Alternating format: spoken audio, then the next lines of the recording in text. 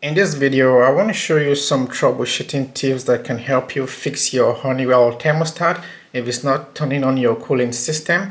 So here I have the Honeywell RTH20B programmable thermostat, and if you have this one here and it's not turning on your cooling system, then you want to keep watching this video. So the first thing you want to do is to go over to your breaker box. You want to check the switch labeled HVAC or AC on your circuit breaker, and you want to check if the switch is tripped. If it's tripped, you want to make sure it's turned on, and after that you want to come back to your thermostat. So you want to press the mode button and make sure cool is selected.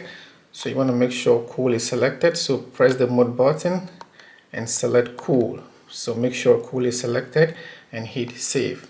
So now you can see cool on, and this should turn on your cooling system. But if it's still not working, what you want to try is to set a permanent temperature to override your program schedule. Maybe the problem is because of your program schedule, so you want to override your program schedule and set a permanent temperature.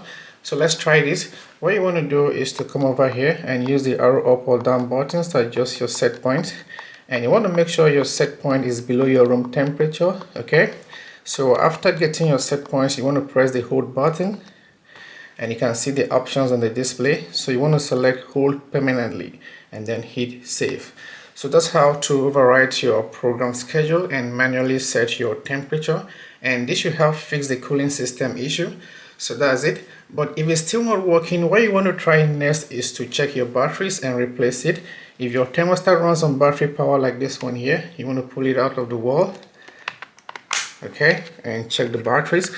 Like this one here, it uses two AA batteries, so you want to get the old batteries out and replace them, and then get it back.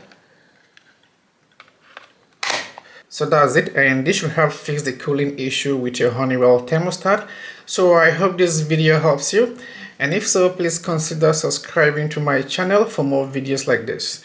Thank you for watching. See you in the next one.